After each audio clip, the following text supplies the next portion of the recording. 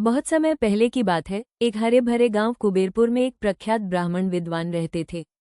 उनका नाम पंडित नारायण प्रसाद था। पंडित जी की बुद्धिमत्ता की दूर दूर तक चर्चा थी। हर रोज वे गांव की चौपाल में बैठकर धर्म, नीति और जीवन के रहस्यों पर विचार किया करते थे। उनकी सरल वाणी और दयालु हृदय ने गांव वालों के दिल जीत रखे थे।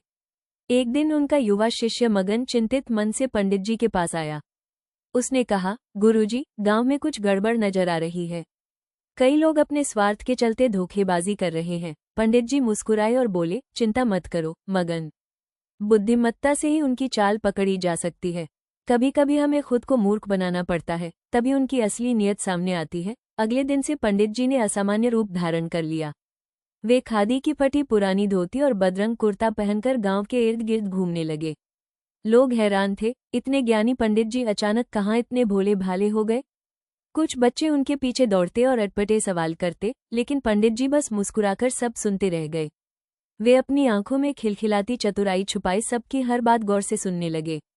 कुछ दिनों बाद गांव में त्योहार का माहौल था और जमींदार वासुदेव अपने भाई धनीराज के साथ चौपाल में आ गए।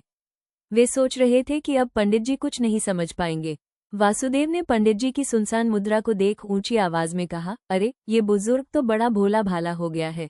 धनीराज हंसते हुए बोला, हाँ, अब इसकी मूर्खता का पूरा फायदा उठाएंगे। पंडित जी ने नासमझ बनकर मुस्कुराते हुए उनकी हर बात चुपचाप सुन ली। उसी दिन सभा बुलाई गई और गांव के सभी लोग चौपाल में इकट्ठे हो गए। पंडित जी ने धोती चादर पर कंधा ठीक किया और तेज स्वर में बोल पड़े, जिस बुद्धिमत्ता की चर्चा दूर दूर तक थी, वही आज परीक्षा पर है। अब मैं अपनी कहानी बताना चाहता हूँ। सारी सभा शांत हो गई। सब उसकी ओर आश्चर्यचकित देख रहे थे। सभा दंग रह गई। सभी ने आश्चर्य से देखा कि वही विद्वान पंडित जिसमें सब लोग ज्ञान की मिसाल देखते थे, वो खुद को मूर्ख बनाकर उनकी चाल देख रहा था। पंडित जी ने वासुदेव की ओर इशारा करके कहा, मैंने देख लिया है कि तुमने गोविंद के खेतों से फसल चोरी की थी। वासुदेव सिर झुकाकर दीन आवाज में बोला, आपकी नाक में दम कर दिया पंडित जी, आपने मेरी चाल पकड़ ली। पंडित जी ने मुस्कुराकर कहा, असली बुद्धिमान वही है जो जरूरत पड़ने पर खुद को मूर्ख दिखाकर सबकी असलियत समझ लेता है। आज सत्य की जीत हुई है। इस कहानी से हमें ये सीख मिलती है कि अपनी बुद्धि को हर वक्त दिखाना जरूरी नहीं है। कभी कभी जरूरत पड़ने पर खुद को मूर्ख बना लेना ही बुद्धिमानी है, ताकि हम दूसरों की सच्ची चाल समझ सकें।